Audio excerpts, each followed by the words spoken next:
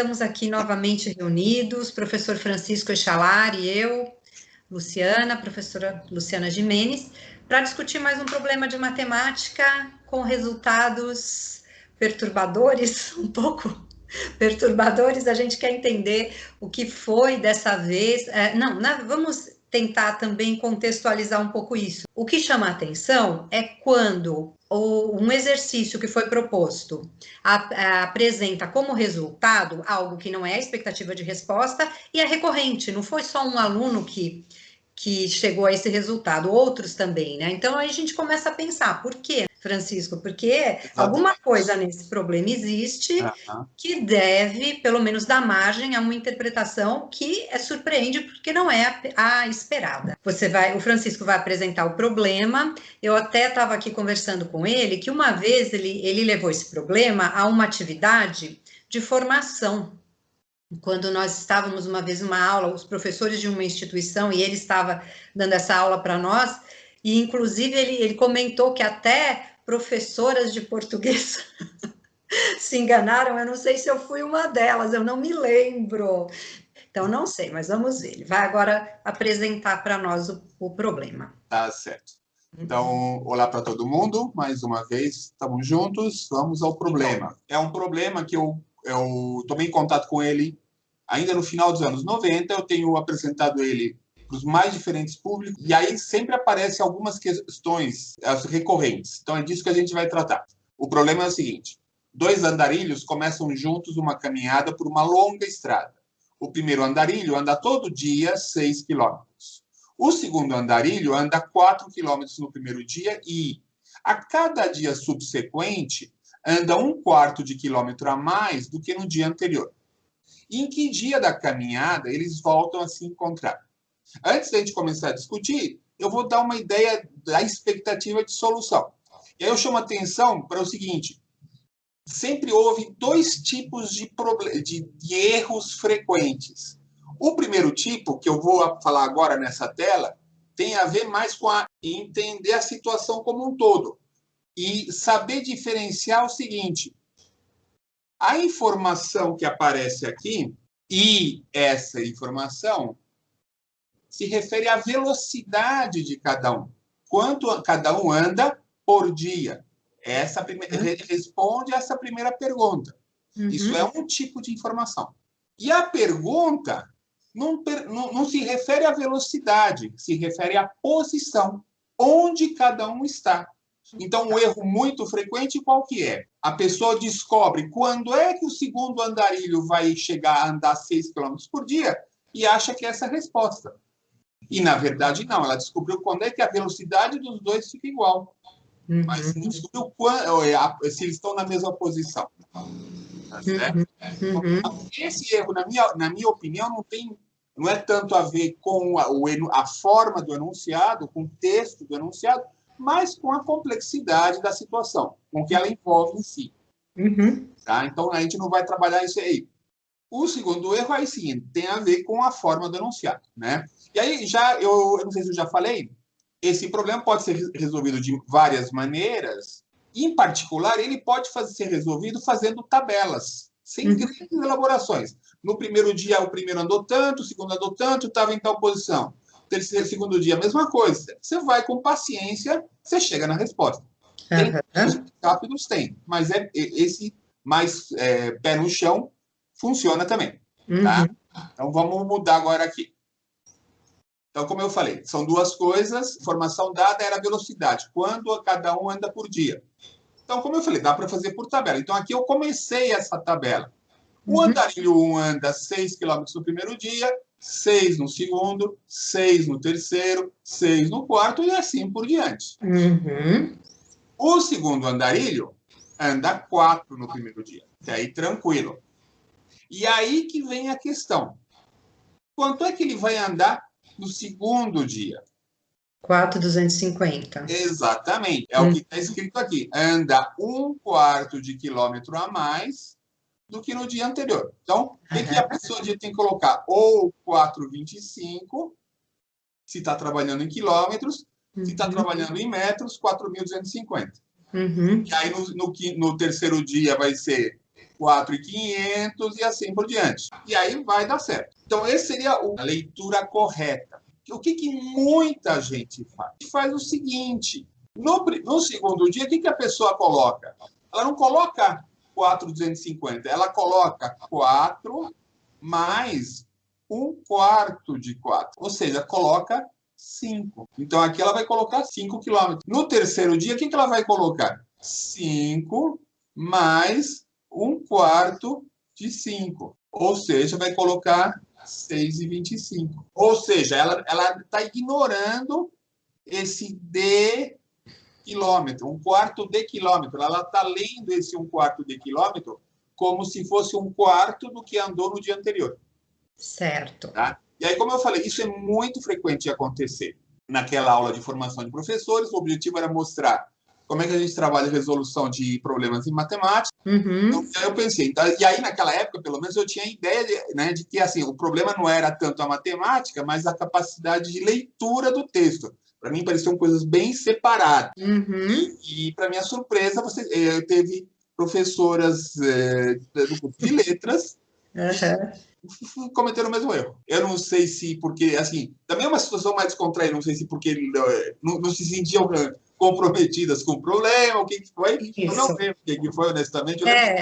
Não, a situação exatamente, eu penso, isso pesa bastante também, né? A possibilidade de discutir, então você pensa muito, volta para você e você vai explicar.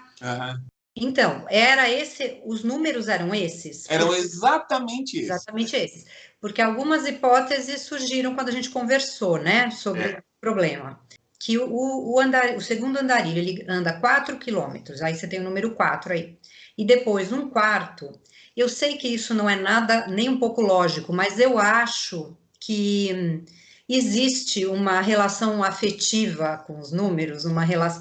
É quase como que, quando a gente olha um problema, a gente buscasse uma harmonia também naquilo que está sendo proposto. E 4 e 1/4 combinam muito. Eu acho que numa leitura desatenta, dá para pensar, opa, já achei a relação que me interessa aqui, que deve ser trabalhada, né? É aquela história, explica, mas não justifica, porque não é isso que está dito. Como você falou, o problema é muito claro, o texto é muito... Não há aí nada que comprometa a compreensão. Mas eu penso, uma hipótese é essa, uma associação entre 4 e 1/4, né? Pode ser. Por isso que eu te perguntei se esses números são esses. Outra coisa que você falou, e me pareceu que faz todo sentido, né, Francisco, é esse marcador, é como se a fração tivesse vida própria. Ela não fosse sempre uma fração de algo, e sem você saber do que, você não tem a menor noção do que possa ser aquele número, né? E ela ser interpretada sozinha. Como você falou, de quilômetro não é um número?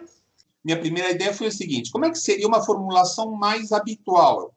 Falar, anda 250 metros a mais do que no dia anterior. Aí não ia ter erro. Agora, do jeito que está, é que surgiu o problema. Tem a questão da fração, que sempre dá uma dor de cabeça para muita gente, e tem a questão de quilômetro. Assim, não é uma formulação usual. Então, o que a pessoa vê? Quilômetro. Quilômetro é um rótulo, é um nome. Não é uma quantidade. Ela não ouve o 1 quilômetro.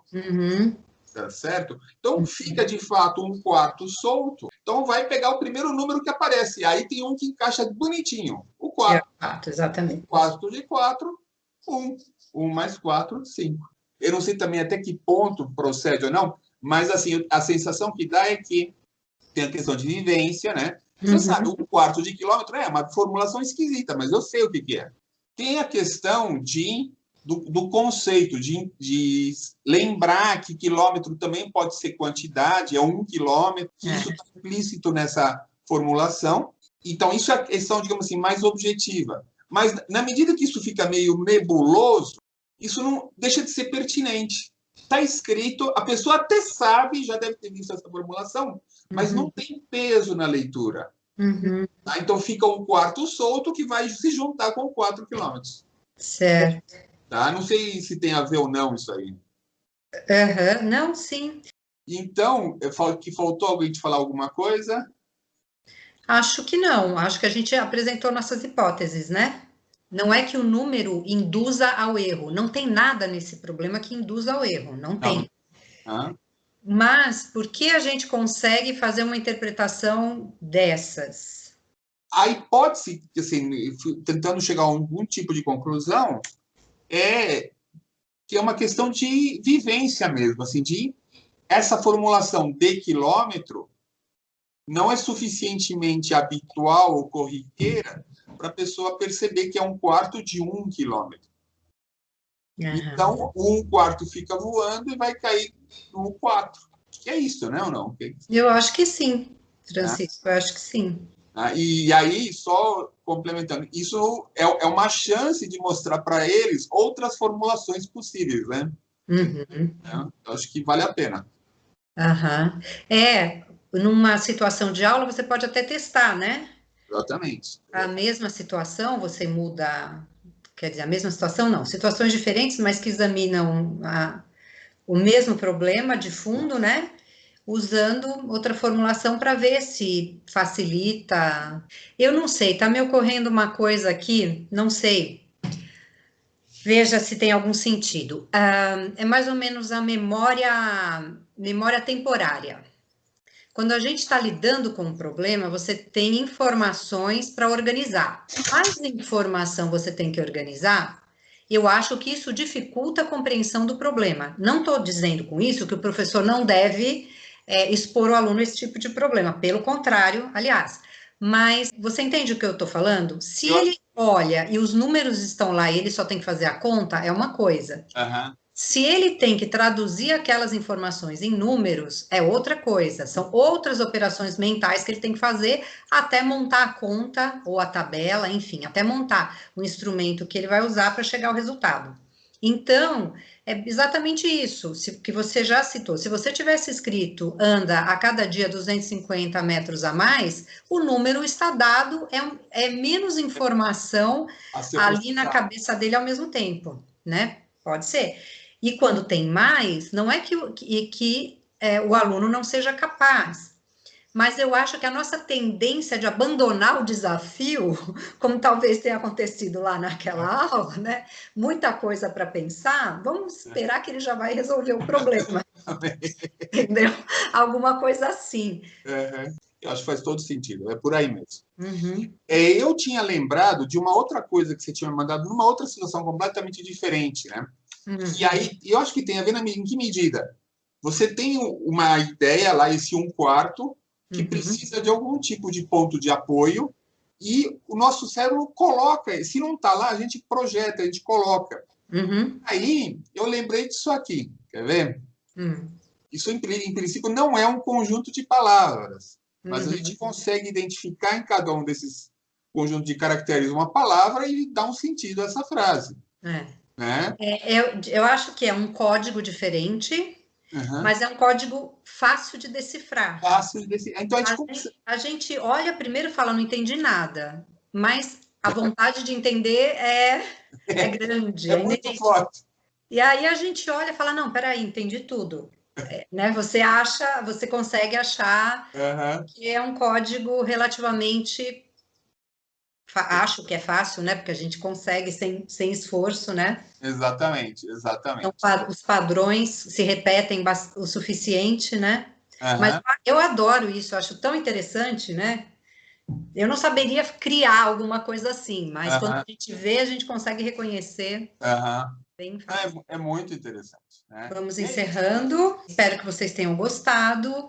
Não sei se alguém viveu alguma coisa parecida, gostaria de acrescentar a discussão, de compartilhar, seria muito bom, né? E acho que é isso, né, Francisco? Se gostaram, curtam, por favor, compartilhem. É isso aí. Muito obrigado. Obrigada e semana que vem, mais um. Se tudo der certo, mais uma discussão, certo? Exatamente. Muito obrigado. Tchau, tchau. Tchau.